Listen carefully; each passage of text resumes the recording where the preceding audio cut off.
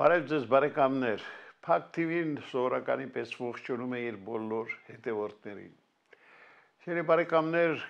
բոլոր նրանք, ովքեր դեռ չեն բաժանորդագրվել մեր ալիքին, խորհուրդ եմ տալիս դա անել անմիջապես։ Ես նորից եմ կրկնում, դա շատ կարևոր է մեզ համար, կարծում եմ նաև ինչու՞ չէ, նաև ձեզ համար, որովհետև որքան մեծ հետևորդների բանակ ես ունենում, այնքան այսպես ոգևորված, այնքան ավելի այսպես համարձակ ես վարում քո ծրագրերը եւ գիտես ում համար ես աշխատում։ Ես միշտ այսպես ապշած եմ մնացել այն մարդկանց լավատեսության վրա, ովքեր մեր ծրագրի լավ բարեկամը լինելով առաջին իսկ օրվանից միշտ այսպես հավատով նայում են վաղվա օրվան եւ այդ մարդկանց մենք միշտ մեծ հաճույքով հրավիրում ենք Փակ TV-ի տաղավար։ Քանի որ փաստերի անակնկալների եւ կարծիքների հերոստալիքը Փակ TV-ն նման մարդկանց կարիք ունի եւ այսօր այդպիսի մի վեհանձն անձնավորություն մեր տաղավարում է մեր հայտնի հասարակական քաղաքական պետական գործիչ Հայաստանի Գերագույն խորհրդի падգամավոր Ազատ Արշակյանն է այսօր այստեղ։ Բարև ձեզ։ Պարոն Արշակյան, երբ դուք մի որոշ ժամանակ բացակայում եք մեր եթերից, մեր ունկնդիրը անհանգստանում է, ասում է, իսկ որտեղ է Ազատ Արշակյանը։ Ես միշտ տապում եմ ասել, որ ամեն ինչ նորմալ է, կապը կա պարոն Արշակյանի հետ եւ նա փարկաստով առողջական խնդիր չունի, այնպես որ առաջիկա օրերին սպասեք եւ այսօր այդ հաճելի օրերից մեկն է, նախ բարև եկել։ Բարև ձեզ, պարոն Ղուշյան, հենց որ ձեզ հարմար կլինի ձեր օրակարգում կլինի իմ ներկայություն, ուրեմն ես սիրով կգամ հրավիրեք, հենց որ հարմար է ձեզ, ուրեմն եւ ձեր համակիրներին ու ընկերներին հենց որ հարմար է, ես միշտ պատրաստ եմ։ Իդեպ քանի չեմ մոռացել, վերջին շրջանում մեզ հաճախ են զանգահարում մեր ունկնդիրները եւ ասում, ինչի՞ չեք նորից հրավիրում այսպես միասին Ազատ Արշակյանին եւ մեր շատ սիրելի երգահան Ռուբեն Հախվերջյանին։ Սիրելի բարեկամներ, շտապ եմ ասել, որ առաջիկա թողարկումներից մեկում մենք անպայման հրավիրելու ենք նրան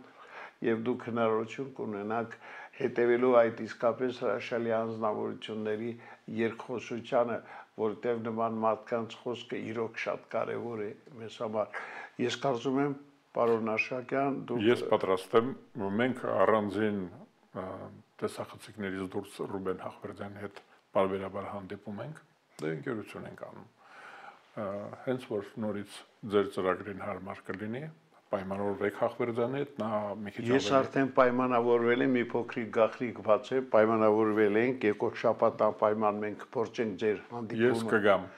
Ինքն էլ ասեց, որ ինքն էլ պատրաստ է Ազատ Արշակյանի հետ խոսենք։ Երկուստը կամոտ եղավ, շնորհակալություն։ Լավ, մեր հարցերին անդրադառնանք։ Ձեր շատ հոգեհարազատ, վաղարշապատ խոշորացված համայնքի թիմ ընտրություններին ասում են, որ այստեղ արդեն խախտումների առումով ամեն ինչ էլ ավելի է կատարելագործվել։ Ինչ կասեք այդ մասին։ Հետաքրքիր է, ես էլ եմ նկատել խախտումներ, բայց ես չգիտեմ ձեզ ովքեր են ասում, իմ կարծիքով այդ խախտումները ի վնաս քաղաքացիական պայմանագիր կուսակցության են եղել։ Ես այդպիսի կարծիք ունեմ, մանավանդ ես ինքս աջակցում էի Հարություն Մկրտչյանին, նրա կողմնակիցն եմ, Հանրապետություն կուսակցության Արամ Սարգսյանի կուսակցության աջակիցն էի ու պետք է ասեմ, որ նախ եւ առաջ խախտումների պատճառը ընտրությունների մասին օրենքի անկատարությունն է։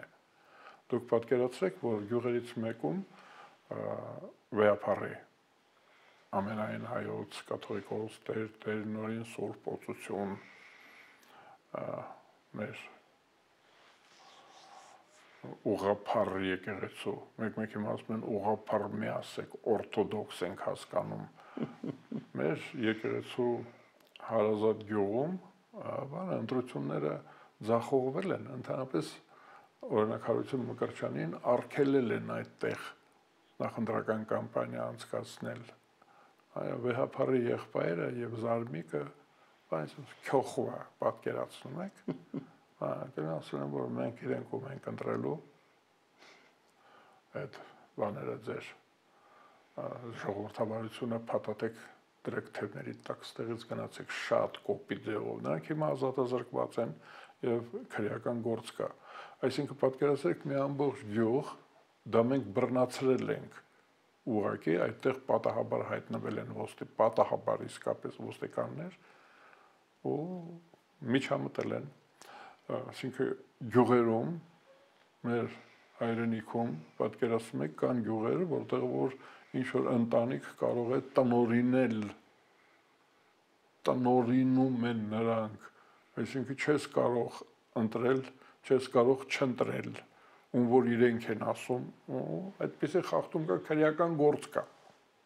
եւ ընտրությունների մասին օրենքի թերությունները որ ասեք ժողովրդավարական գործընթացին խանգարող այդ մարդիկ կարող են խանգարել թույլ չտալ կամ ընդհանրապես իշխանությունը առնել ընտրակաշառքով թաքնված ձևերով եւ այլն ես կարծում եմ որ ընտրությունների մասին օրենքը լուրջ փոփոխությունների բարեփոխումների կարիք ունի իսկ տեխնիկական խախտումները որոնք եղել են կարևոր չի ում կողմից այստեղ գիտեք ինչ կա իշխանությունն է դա թե անիշխանությունն է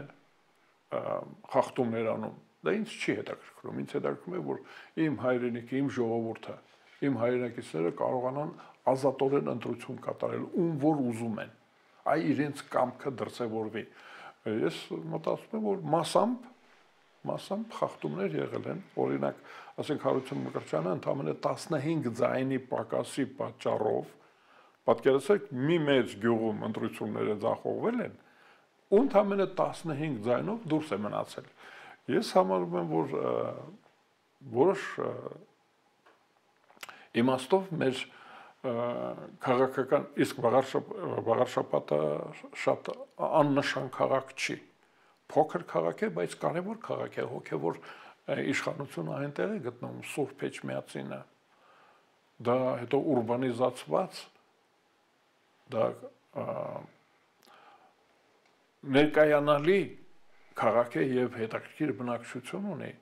այսինքն նրանք չկարողացան չունեն հիմա քաղաքային իշխանությունում քաղաքական առումով թույլ կլինի որովհետեւ այդ թևը արևմտամետ թևը ակնհայտորեն արևմտամետ թևը եվրոպական մշակույթի ներկայացուցիչ Հարություն Մկրտչյանը դուրս մնաց Այս դա գիտեք ինչ է նշանակում ժամանակակից առողջապահություն, ժամանակակից կրթություն։ Այսինքն դուրս ընտրողը։ Իհարկե, այն ընտրողը, որը որ պետք է ներկայացուցիչ ունենար եւ հաշվի առնելով նաեւ անհատական Հարություն Մկրտչյանի անհատական եռանդը Մենք այնտեղ կունենայինք եռանդուն երիտասարդ քաղաքական գործիչ, որը որ եւ համայնքի շահերը կպաշտպաներ եւ քաղաքական որոշակի ուղղություն կներկայացներ։ Տեսեք դուրս մնաց դա։ Իսկ ընդհանուր առմամբ ես կարծում եմ, որ ընտրությունները անցել են նորմալ օրենքներին համապատասխան եւ չհաշված այդ կարգի խախտումները, ես ասում եմ, քրեական գործ կա դրա վերաբերյալ, իմ հայտարարության վերաբերյալ, ուրեմն կարելի ասել, որ թափանցիկ էին, իմ կարծիքով Հայաստանում մրցակցային ընտրություններ հիմա հնարավոր չի անցկացնել, հենց թեկուզ ձեր հեռուստատեսության ծրագիրը ֆինանսավորման տեսակետից կան շատ լուրջ ֆինանսավորվող կազմակերպություններ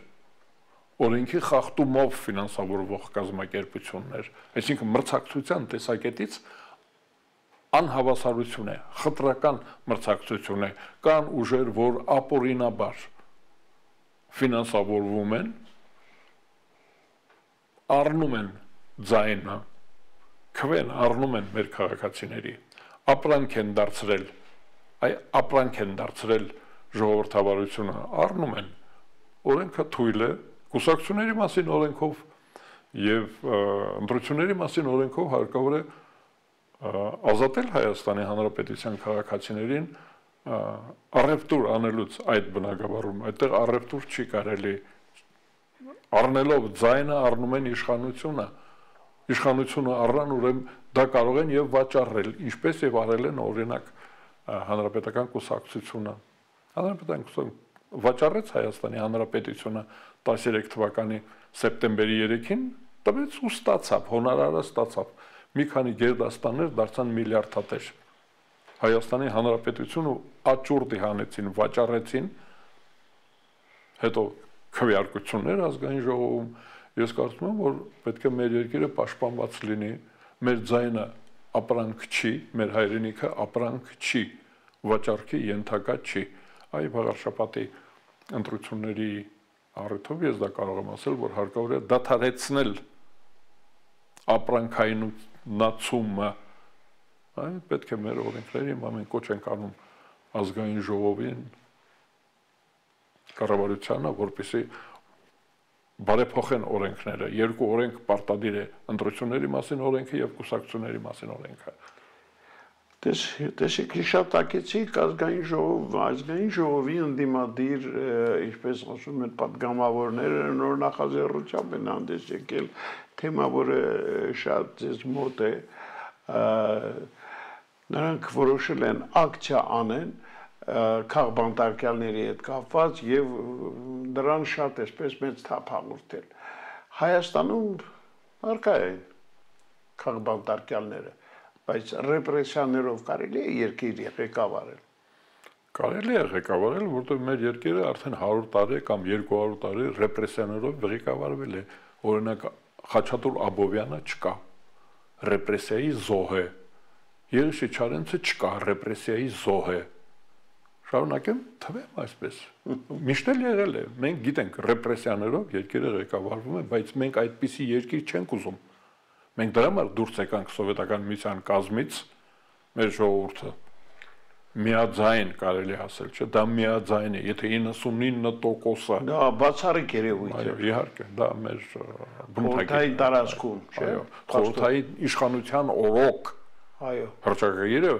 երբ որ Հայաստանը հռչակվեց անկախ կար սովետական միությունը եւ կլինեին ռեպրեսիաներ եթե չփլվեր սովետական միությունը ուրեմն ռեպրեսիաներ կա բայց մենք չենք ուզում որ այդպեսին լինի մեր երկիրը ռեպրեսիաներով չի կարելի օրենքներով պետք է կառավարվի արդյոք ուշացած չէ այս ակցիան որ ուզում են ընդդիմադիրները ազգային ժողովում կազմակերպել Այդ ընդդիմադիրները, ես ասացի, այդ ընդդիմադիրները իրենց օրոք, իրենց իշխանության օրոք անուն ազգանունով են ընդդիմադիր, որ ասում ենք, դա Ռոբերտ Քոչարյանի եւ Սերժ Սարգսյանի համակիրներն են, աջակիցներն են, դրածոներն են։ Նրանց օրոք կրակում էին քաղաքական հակառակորդների վրա։ Նրանց օրոք զինված մարդիկ մտել են ազգային ժողով եւ ազգային ժողովում գնդակահարել են Հայաստանի Հանրապետության իշխանության գլխավոր անձնավորություններին նրանց իշխանության օրոք այսինքն որ գալիս են մարդիկ հայտարարություն են անում իրենց հետ բերում են իրենց նկարագիրը իրենց կենսագրությունը նրանց օրոք Երևան քաղաքում 300 հոգի մարմնական վնասվածքներ են ստացել խաղաղ ցուցարարներից խաղաղ ցուցարարները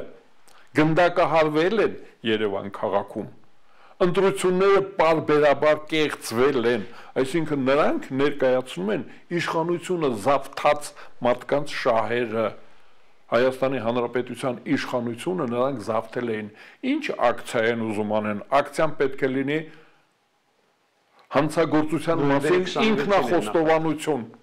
այ պետք է դրանից կնասեն մենք գնդակահարում էինք Հայաստանի Հանրապետության քաղաքացիներին եւ մեզ դատեք այնտեղից պետք է ասեն օրենք պետք է ընդունեն իդեպ ես ասեմ որ արդեն այդպիսի մի վճիռ եկել է նրանց աշխուժության պատճառ միջազգային ատյաններից եկել է վճիռ որ Հայաստանի Հանրապետությունը ոչ միայն մարդու իրավունքները ընդհանուր առումով չեն հարգվել այդ այսօրվա իշխանության ընդդիմադիրների իշխանության օրոք Սերժ Սարգսյանի եւ Ռոբերտ Քոչարյանի իշխանության օրոք մարդու իրավունքները չեն հարգվել, այլ նաեւ կյանքի իրավունքը չի հարգվել։ Այսինքն թույլատրվել է սպանություն, պետությունը սպանել է մարդկանց, մեր մոտ սպանությունը, մարդասպանությունը արգելված է, նույնիսկ պետությունը իրավունք չունի մարդ սպանելու, մահվան դատավճիռ չի կարող կայացնել, ամենածանր հանցագործին սպանելու իրավունք չունի պետությունը, բայց ազատ քաղաքացիներին սպանել է պետությունը, այդպիսի դատավճիռ է եկել, ու հիմա Հայաստանի իշխանությունները պարտավոր են ընթացք տալ, ապահովել մեր Հայաստանի Հանրապետության քաղաքացիների իրավունքները, այդ թվում ապրելու իրավունքը։ Դուք էլ եք հալածվել, ես էլ եմ հալածվել նրանց օրոք։ Հիմա երբ որ ասում են քաղ բանտարկյալ, նկատի ունեն, որ ժողովրդավարական երկրում, իսկ որևէ մեկը կասկածում է, որ ժողովրդավարական է մեր երկիրը։ Հենց թեկուզ այդ ընդդիմության գոյություն ազգային ժողովում։ Այդպիսի ընդդիմության գոյություն ազգային ժողովում դա ամենաբարձր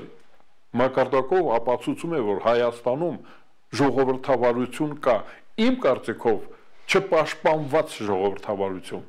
ժողովրդավարությունը լավ չի պաշտպանվում, ասացինք չէ, որ վաղար շաբաթի ընտրություններում մարդիկ, Ներսիսյանների ընտանիքը արգելում է, ոչ թե արգելում է այդ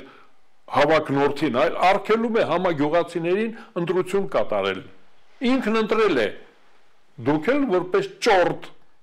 պետք է գնաք ընտրեք ում որ ես եմ ասում, այդ Ներսիսյաններին դրա համար են ազատազրկել ու դատավարություն է լինել։ Հիմա ես ուզում եմ ասել, որ եթե ժողովրդավարական չլիներ, այդ ընդդիմությունը ազգային ժողովում չէր լինի, ուրեմն ժողովրդավարական երկրում չի լինում քաղաքալացյալ, չի լինում։ Բայց տեսեք քաղաքացիների թիվը ավելացավ ևս մեկով մեր ազգային բարերարներից մեկը Սամվել Կարապետյանը այսօր բանտում է։ Ինչի համար դուք ինչպես դա կբացատրեիք։ Ազգային բարերարը միսակ դուք առանձնացրեցիք։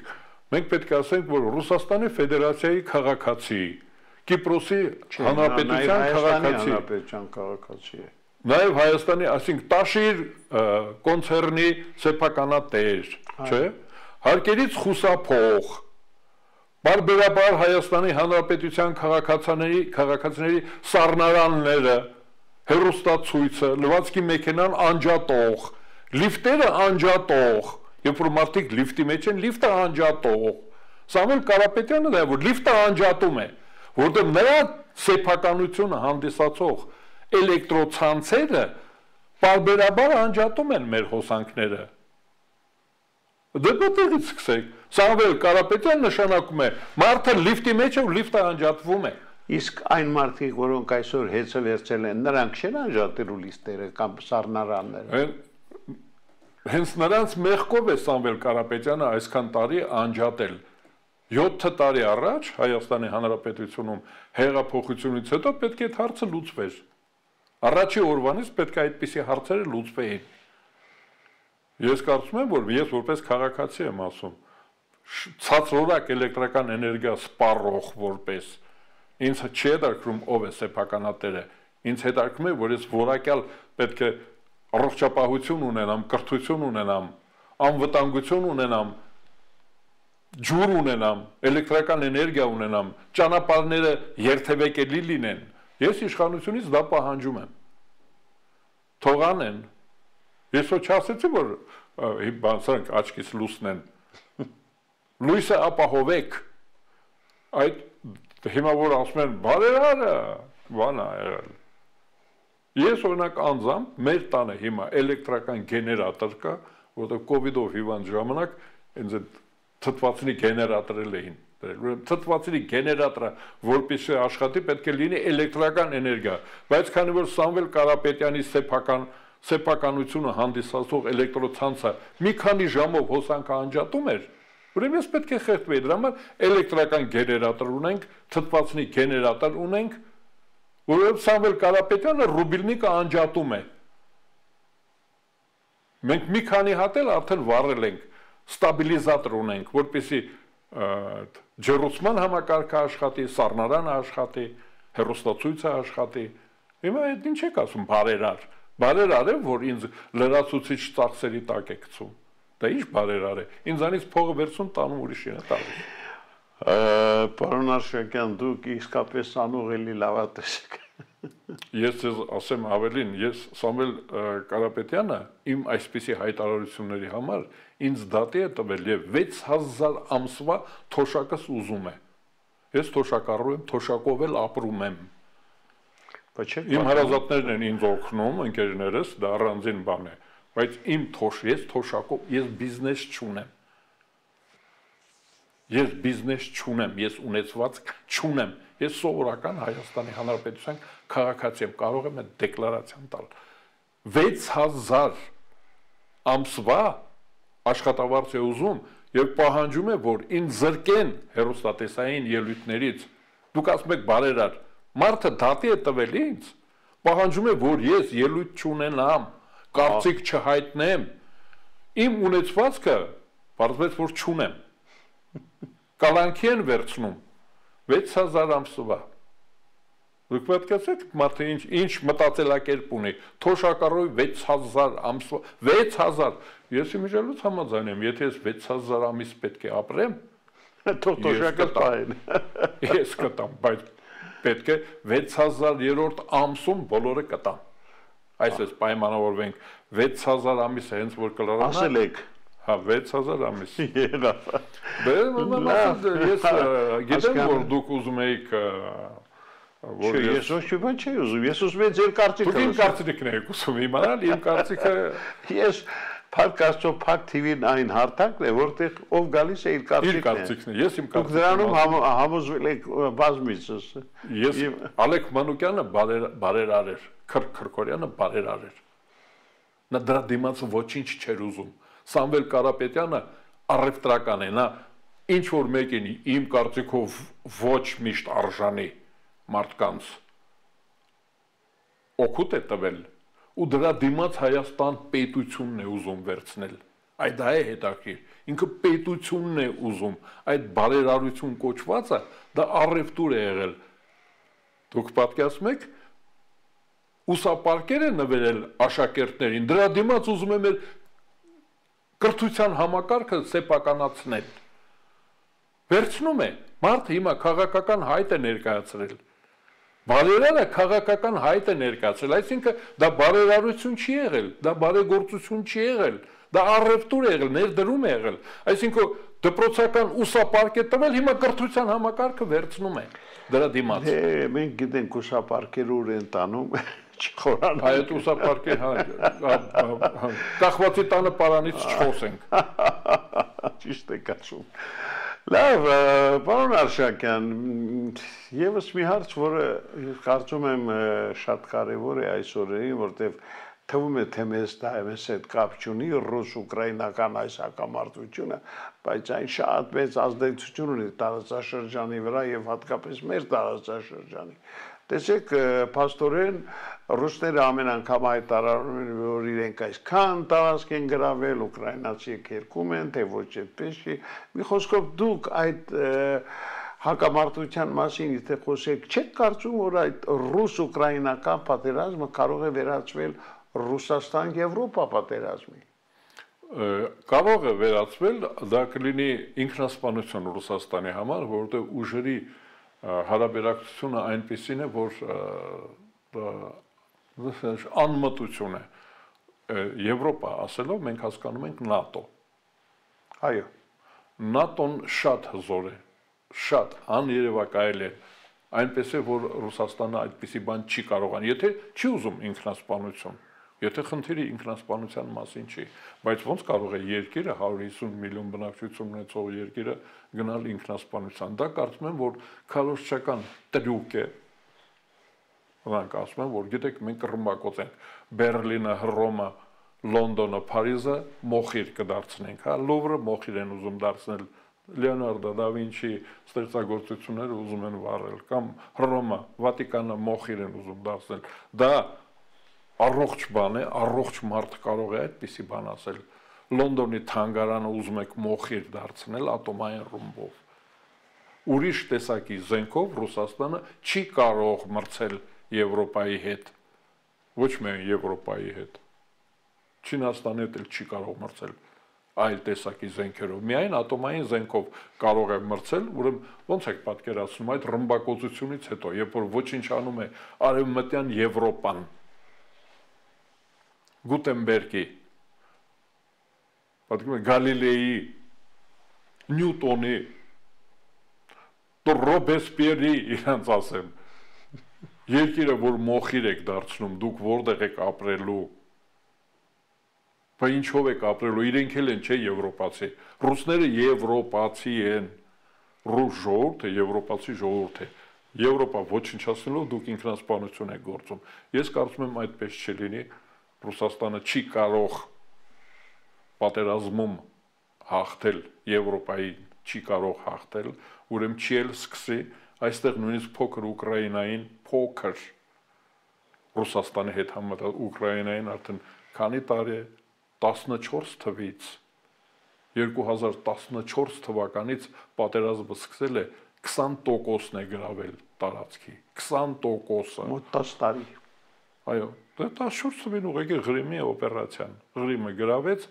ու լռվել է 20%-ն է գրավել չի կարողանում առաջ շարժվել մենք Ռուսաստանին պատմությունը գիտենք բոլոր տեսակի պատերազմներից հետո Ռուսաստանում լինում են քաղաքական աղետներ Այն մենք մեր հայրենակիցներին պետք է զգուշացնենք, որ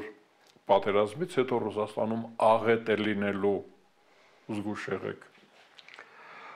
Դե պարոն Արշակյան, շատ հետաքրքիր մտքեր այսօր արտահայտեցիք, պատրաստվեք Ազատ Արշակյան, Ռուբեն Ախվերդյան հերթական երկխոսությանը ես հայտարարեցի, դուք էլ ընդունեցիք հրավերը։ Սիրով։ Ձեզ մաղթում եմ առողջություն, լավ եղեք։ Շնորհակալ եմ հրավերի համար։ Ձեր բարեկամներ, մենք այսօր հրավիրել էինք մեր շատ ցանկալի հյուրերից մեկին